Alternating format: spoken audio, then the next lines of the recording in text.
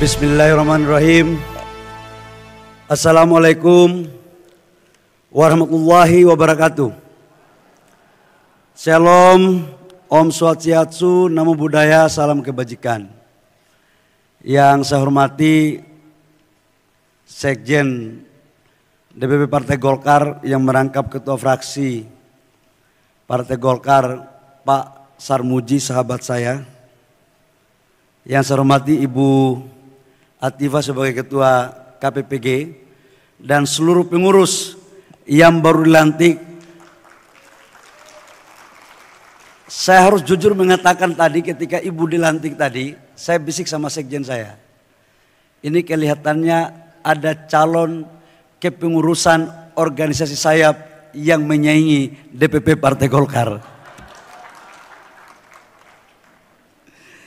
Yang saya hormati pengurus DPP Partai Golkar yang sempat hadir, ada Ibu Menteri Menko Diji, Wakil Ketua Umum DPP Partai Golkar, kemudian ada Menteri Pemuda dan Olahraga tadi, mana tadi? Oh, Pak Dito ini pakai topi terus, dua aja, menyamar atau masih muda, kira-kira begitu. Yang saya hormati Ibu Bendahara Umum DPP Partai Golkar yang hari ini datang sendiri karena saya sama istri, sekjen sama istri juga. Saya doakan semoga Bendum juga ada pendamping, kira-kira begitu.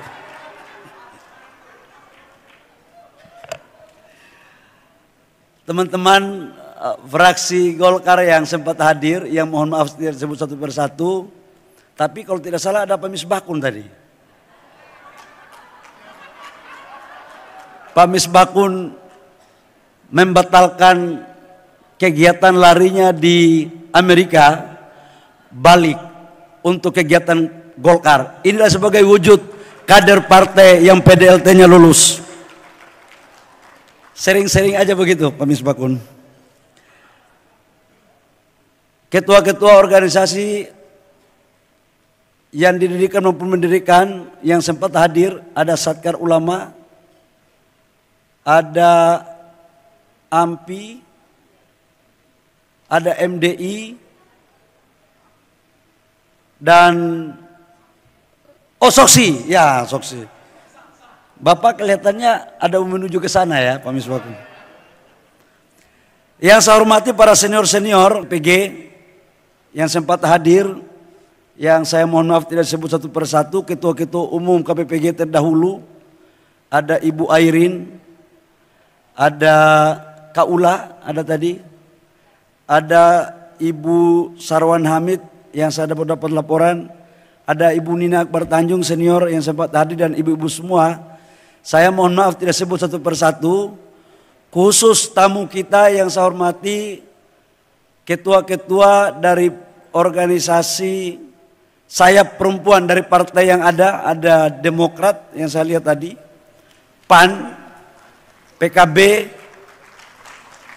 apa partai apa lagi tadi ya? Gelora, Bulan Bintang, Gerindra. Ya ini kan kita partai koalisi semua. Urusan perempuan ini ngeri-ngeri sedap. Hadirin semua dan para senior yang saya hormati, khususnya kepada Ketua Umum AMPG, Said Al-Idrus. Pertama, saya ucapkan selamat atas pelantikan Ketua Umum KPPG, Ibu Atifah, dengan pengurus yang lengkap. Saya mendoakan agar kepengurusan yang baru dilantik tadi, yang cukup banyak, itu yang banyak waktu kita lantik, dan kalau bisa berakhir juga sebanyak itu. Kalau kita mau lihat Partai Golkar maju, tergantung dari aktivitas perempuannya. Dan karena itu kita laki-laki yang hadir di sini sebagai pengurus DPP Partai Golkar itu hanya ada dua. Atas dasar kesadaran kita datang, atau atas dasar intimidasi yang akan terjadi di rumah. Dan Bang Supit saya pikir nomor 2 kira-kira Bang yang akan mempengaruhi kita untuk datang ke sini. Terkecuali saya. Karena saya adalah kewajiban sebagai ketua umum partai. Yang kedua, pelantikan KPPG ini mempunyai makna penting. Karena ini sejalan dengan Hari Kartini. Ini adalah sebuah hari yang menginspirasi bagi seluruh perempuan-perempuan Indonesia dalam berjuang untuk mencapai suatu cita-cita ideal dalam perspektif masa lampau dan selalu digelorakan untuk diperjuangkan. Salah satu adalah emansipasi yang kadang-kadang juga menurut saya ini harus dikaji dan diluruskan agar tidak keluar jalur. Dan Pak Fad sangat setuju dengan pemikiran ini. Karena Pak Fad kadang-kadang melihat, kadang-kadang siapa ketua apa Fad organisasimu? Bapera, siapa yang ketua umum dan siapa yang bukan ketua umum kadang-kadang beda-beda tipis. Apalagi kalau ketua panitia tadi sudah mengeluarkan fatwa, pasti Pak Fad mulai berpikir ada sesuatu yang gak beres. Ibu ketua umum dan seluruh pengurus, KPPG adalah sebuah organisasi sayap yang didirikan pada 23 Mei tahun 2022 sebagai respon terhadap bagaimana membawa partai dari tahun 99 dari golongan karya menjadi Partai Golkar, dan dipandang pada saat itu oleh para tokoh-tokoh dan kepengurusan Partai Golkar 99-2004 harus ada satu organisasi sayap yang mengkoordinir gerakan politik perempuan. Lahirlah KPPG. Untuk ada mudanya ada AMPG dan perempuannya adalah KPPG. Dan fakta politiknya memang tidak bisa dipungkiri bahwa hampir 50% pemilih itu adalah perempuan.